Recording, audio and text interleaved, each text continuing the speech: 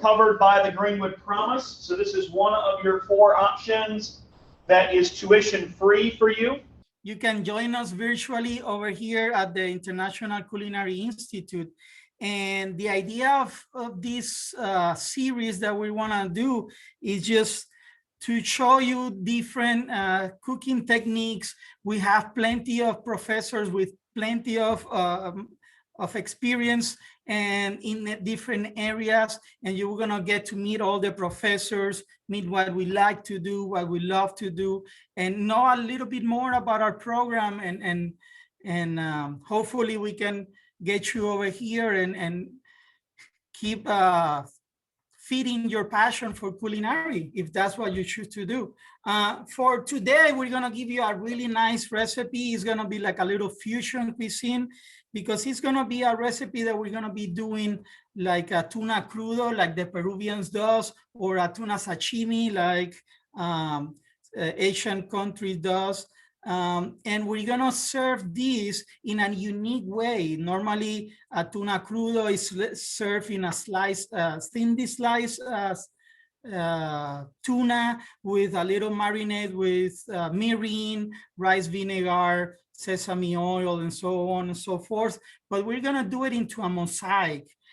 We are gonna be using a product called transglutamine. And transglutamine is a protein that has enzymes that helps binds other proteins together, all right? This is called the meat glue. And it started being used in the 1960s in Japan, because they used to use it for pollock.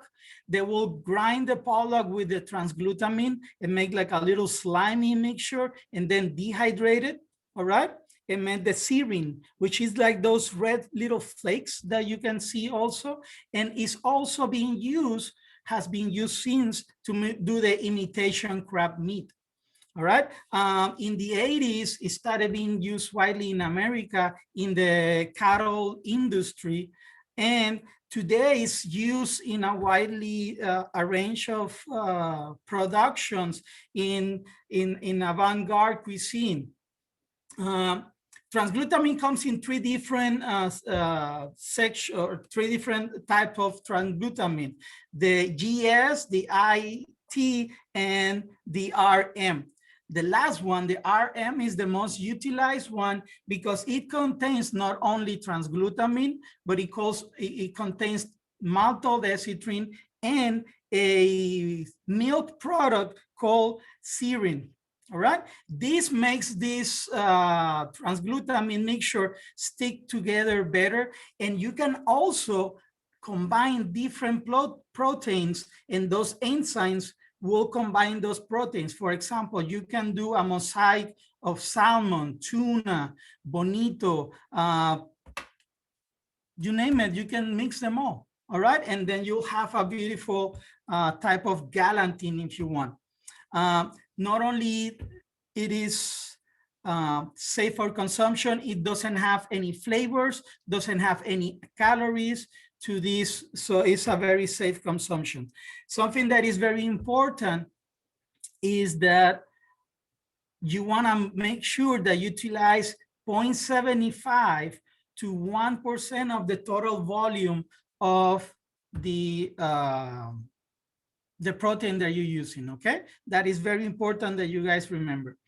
In addition to this tuna mosaic, we're gonna show you guys, we're gonna serve these with a carrot ginger dressing. We are gonna show you guys, talk to you guys about how to make an ash out of leeks and use it for our mosaic. And we are also gonna show you how to do talk about black garlic and how this is prepared. The first thing we're gonna be starting to do, all right, is we are gonna start preparing our carrot and ginger dressing. So what I'm gonna do now, I'm gonna switch this camera over here so you guys can see what it is that we're gonna be cooking. So right now I have in here small diced carrots that we cook them for 8 minutes to 10 minutes in a vegetable stock, right? We are going to then add some of our ginger. that we previously minced. All right. We're gonna add, all right, a little bit of mirin, vegetable stock. We're gonna add rice vinegar, all right? And we are going to emulsify later on our oil. So we're gonna start slow, emulsifying this, pureeing all this dressing.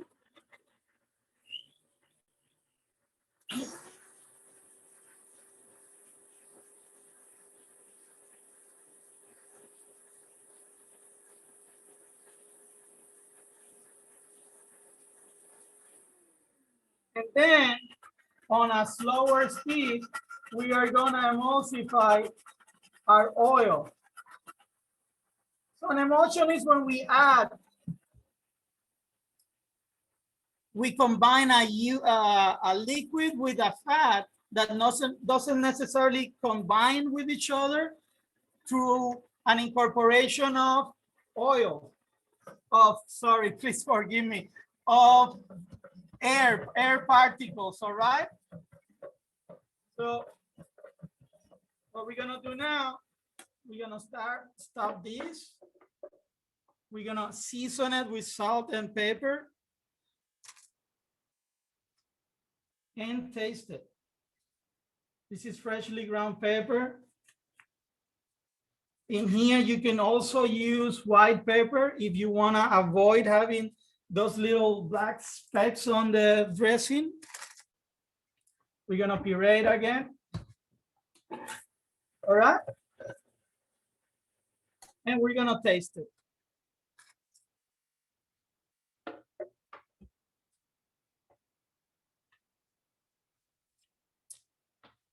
That is perfect. So now what I'm gonna do, I'm gonna add it in here and save it for later on. You can go further and you can puree these. After pureeing, you can strain it, okay? To have a more silky, uniform texture. So now what we're gonna do is we are gonna talk about our tuna mosaic, right? For the tuna mosaic, what we did is that we did a leek ash. What is a leek ash? Well, first of all, we start with the green parts of the leeks. We remove the white part of the leeks, all right? We cut them in half. We remove all the debris. We pat dry them really well. And then what we're gonna do, we're gonna put it in the oven at 425 degrees for a period of 90 minutes up to 4 hours. And you can see how this has become nice and brittle into an ash. And this, all right, it is that ash that we have done. After this, what we do, we combine, we put it in a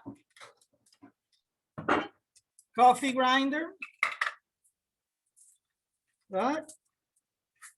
And we just puree it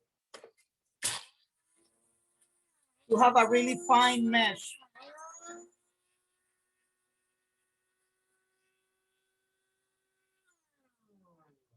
Now, after we do this, we're gonna start the process of doing our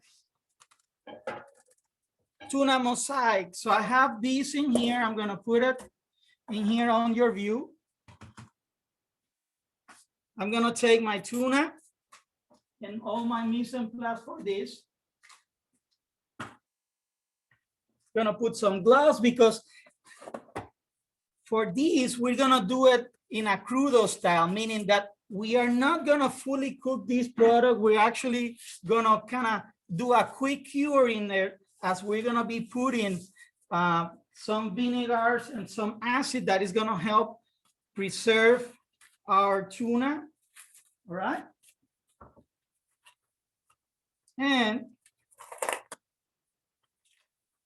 we're gonna take our tuna, we're gonna get a cutting board in here, so we can cut this tuna in here, and we are gonna cut it into kind of batonette strips, a 1/4-inch strips that you're gonna see, you're seeing in here, right?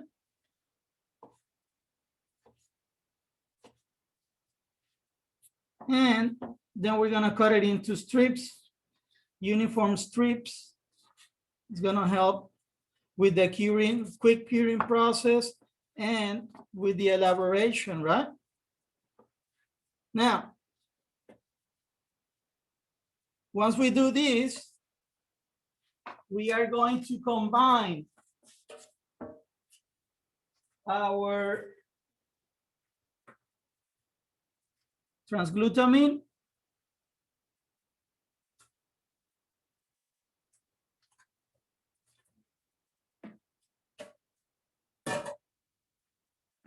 freshly ground coriander seeds, smoked paprika,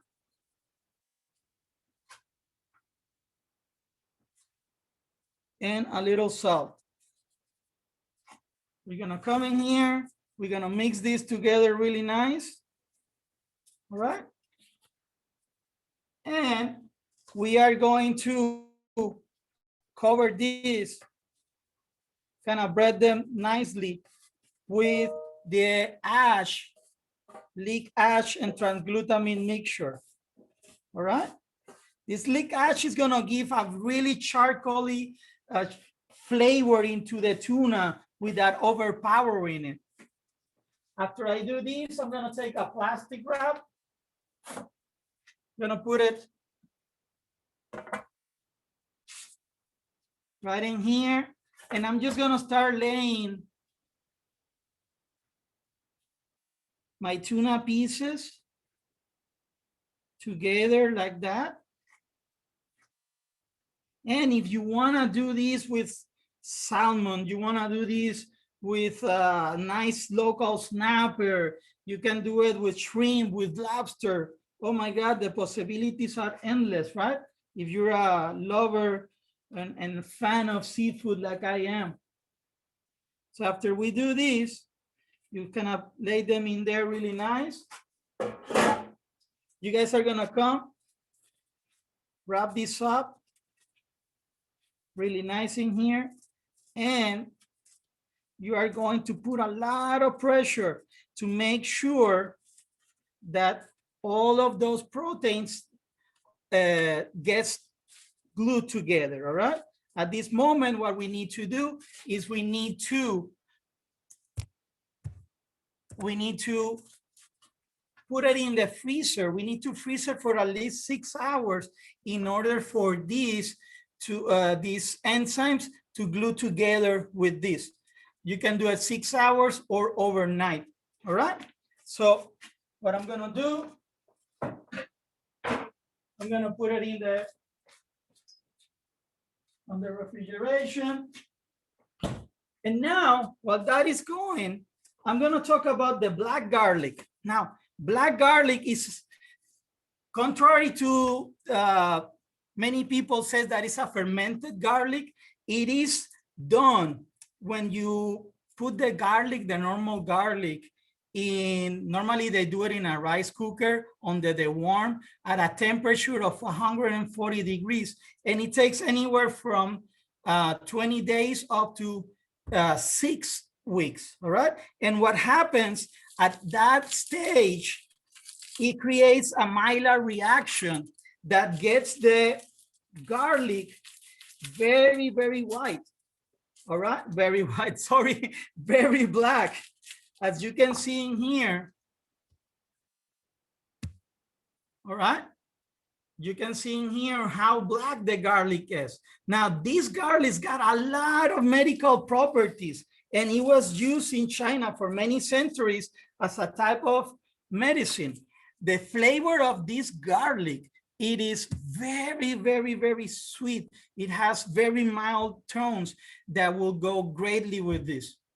To make a garlic sauce or a garlic puree, what we did in here, we took the garlic, we puree it with our blender, and we also added a little bit of oil, sesame oil, to go with the flavor profiles, and we added leek ash to further enhance or enhance the color, the black colors in here. Finally, for this recipe, we did a herb oil. How do we do a herb oil? It's very simple, right? What we did is we puree, we blanch our herbs. You can use any types of herbs that you want: parsley, chives, basil, rosemary. You can do a combination of all of them, right? And then what you do, you pass it through a fine chinoise, and then you put it in a bag. And I want to tell you, I wanted to show you this so you can see. You put it in a bag hanging for at least 24 hours, and you are going to see how the liquid, all right, the moisture has gone on the bottom of this bag, right? That's called synergies. Through that, we can remove the synergies, the water, and have a beautiful, clear,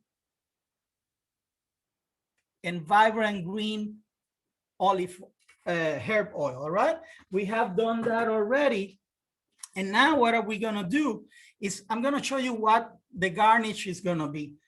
We did, have you ever heard about the summer rolls that they use the rice patties? Okay,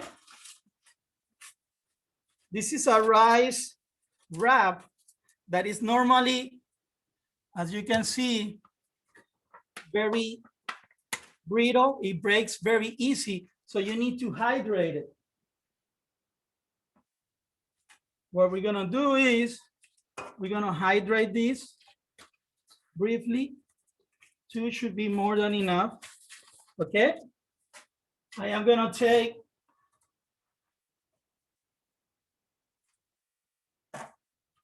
my oil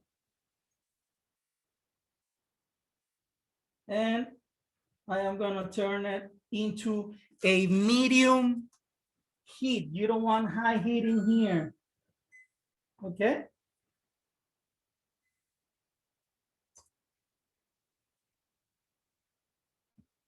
Another thing that we're gonna be doing with this is that we're using some nice panises that are growing now that the spring is starting.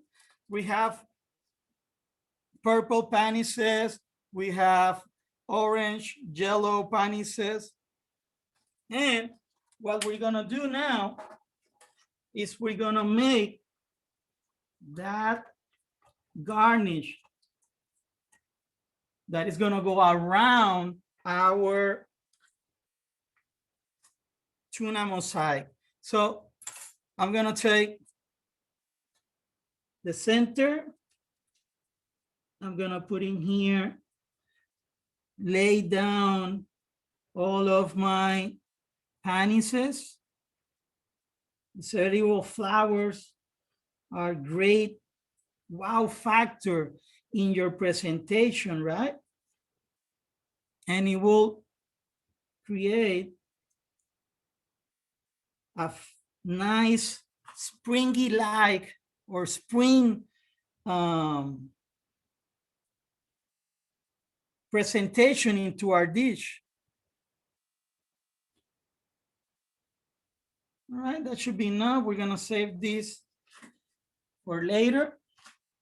And now what we're gonna do is we're gonna put another of the hydrated rice wrappers.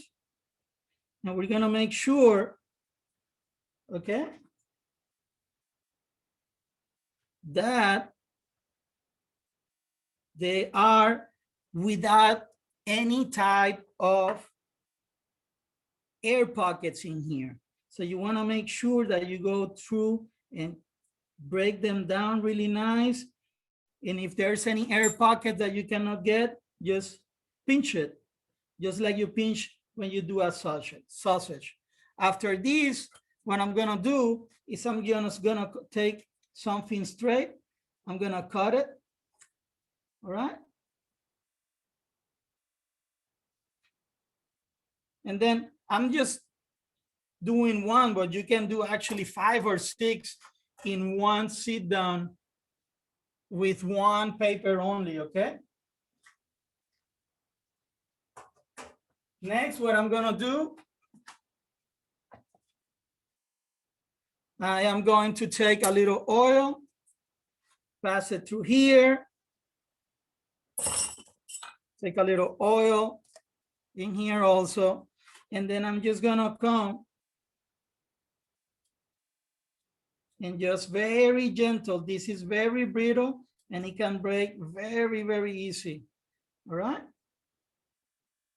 And just with a spatula, with some tongs, we are gonna come and start frying them very little, all right? You barely don't wanna see a lot of mixture, a lot of bubbling in here, all right? And you wanna take them out and you wanna continue doing this, all right? As you slowly cook them. Now, very important, guys, that when you do this, you wanna take them while they're still a little clear, not completely crispy, all right?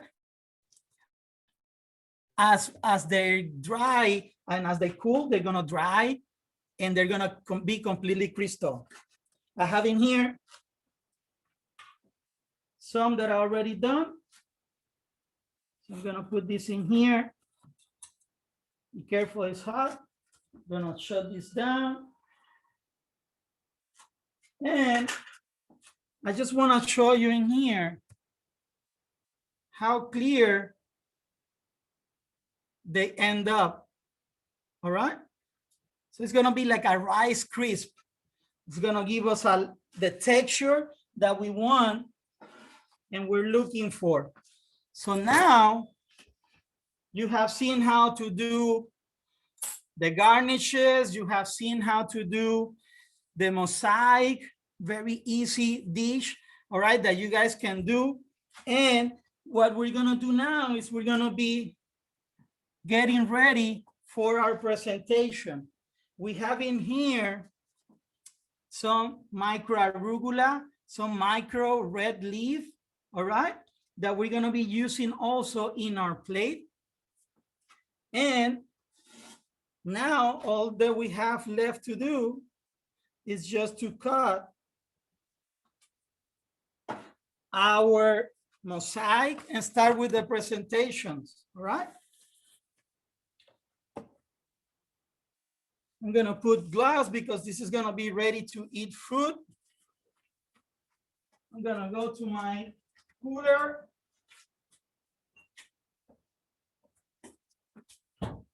And I'm gonna take my plastic out,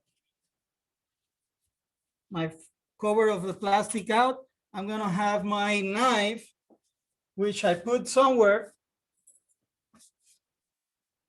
and I'm gonna cut a 2.5 inch diameter rolls, right?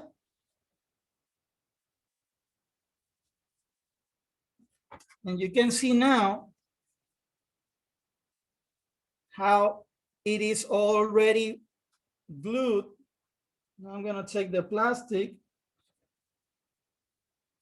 if it cooperates, right?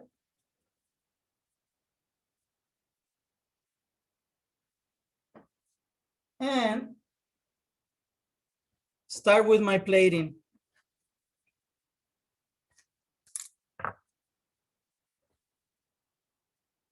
Good. I'm gonna put another gloves.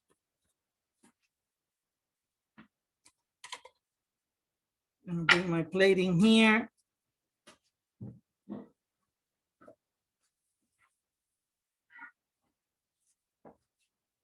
Let me clean this table, this cutting board a little bit.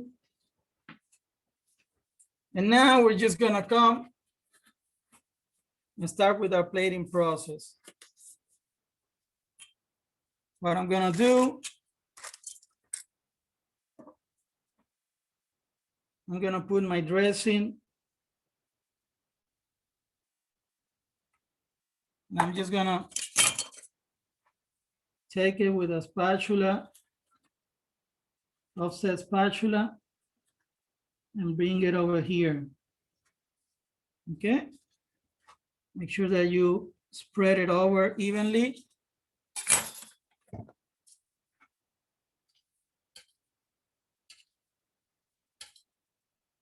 All right. Next, we are going to do a little breading of our mosaic, right? So right now in here, I have a little pistachio, I have a little toasted sesame seeds, and I have a little bit of freshly grated orange zest, right? So what I like to do is do like a little breading procedure in here, right?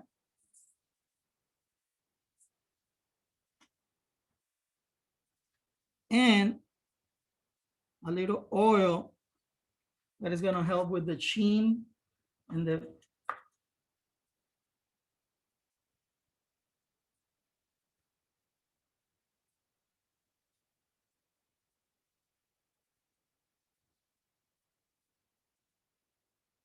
okay.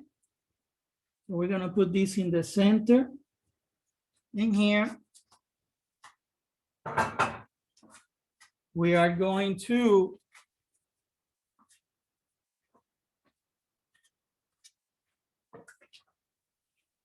take, these are very, very, very gentle. So in here, please very careful when you're doing this.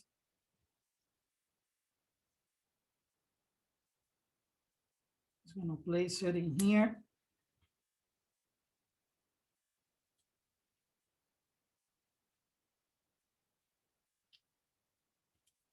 All right. Oh, well, we go from there.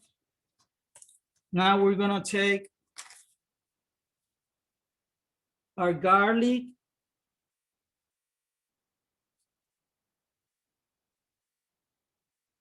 And we're gonna put some dots in here, different sizes,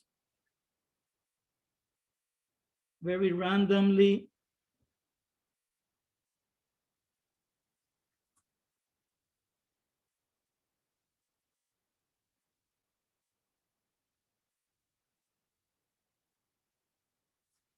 We're gonna take our spatula, our tweezers, and we are going to put our micro arugula that we have raised in here. We have hydroponics. We have different types of gardening in here that you can not only learn culinary skills, but you can learn how to cultivate. We have a lot of great relationships with different fisheries, different farmers. We host a lot of farmers market every Thursday. Okay, I'm gonna add some of this around here.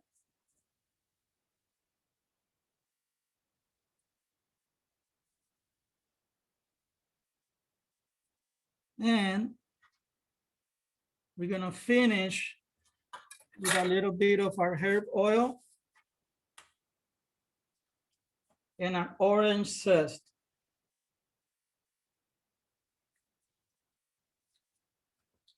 That we had previously in here. And you can see a beautiful tuna mosaic. All right. Let me see if I can get it in here. And these are flavors, Asian flavors that has, let me see if I can,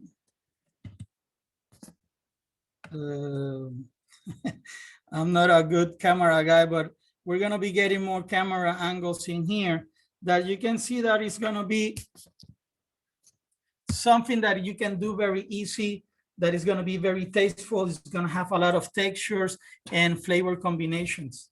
All right, now with this, we've concluded our presentation of the recipe. So if you guys wanna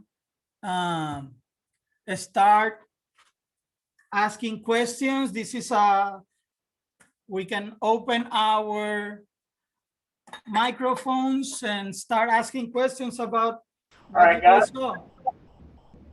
Beautiful, beautiful dish, right, guys? Yes, sir. All right, lots of beautiful things in that, lots of things to think about with that dish and new techniques that that we have not explored. So questions that you have. Okay.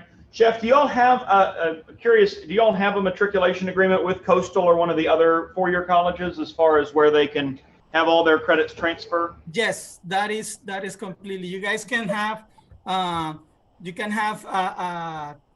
culinary arts degree with us, associate's degree, and then you can go into Coastal Carolina, and start your bachelor's in hotel and restaurant management or hospitality. As a matter of fact, that's something that I did. I first did my associates in culinary arts, then I did my bachelor's in hotel and restaurant management, and I finished my master's degree in hotel and tourism marketing. Okay. Well, guys, no questions? School You here. sure? Can you tell us some? Can you tell us some more about the structure of your classes there and how the pace of the classes and the day schedule and things like that, Chef? Of course, yes. We run on a 7-week cycle, guys. That what we do is we go. We start basically with the fundamentals. We start with 104, which is the basic fundamental of knife skills, proper stock making, sauce making, derivatives, soup, sauces. We go then into vegetable cookery, starch cookery, and then the next 7 weeks will be classical foundations, when we really hit all the classical culinary techniques, French base. From there, we have plenty of other courses with something like Asian cuisine. We have cuisines of the Americas. We have Mediterranean cuisine. We have garde-manger. We have nutritional cooking.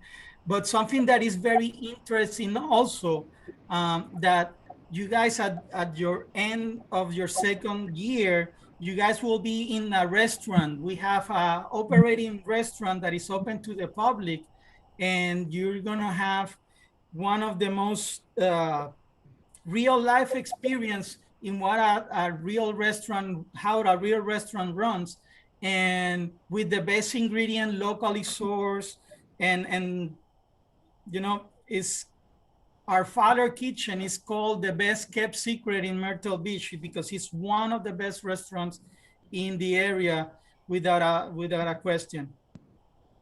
I've eaten some of y'all's food when we were there for the teacher training, and it was really, really good. Yes. On that. All right, other questions, guys? Do y'all run a 5-day week schedule or a 4-day week schedule? Yeah, we run a 4 days week schedule, and each course is based on a Monday and Tuesday or Wednesday and Thursday class. So you have various classes during those during that period during the week, and it's made so you can have the best learning experience without having to get all this overcrowded and too much work in it. Means you can also have a job on the weekends. Myrtle Beach, big tourist area, and so That's you can correct. have a restaurant job as well, getting experience while you're there, and also helping you to pay for any incidentals that you have and your room and board, because you are responsible for lodging. They don't have dorms at ICI, so you'd have to get an apartment and take care of your room and board options there. So there is expense there that be above the tuition that is paid for by the promise. Yep. Hey, Chef Hancock, I have a question for your class. How many students are going to attempt to make this incredible dish that Chef just did for you guys?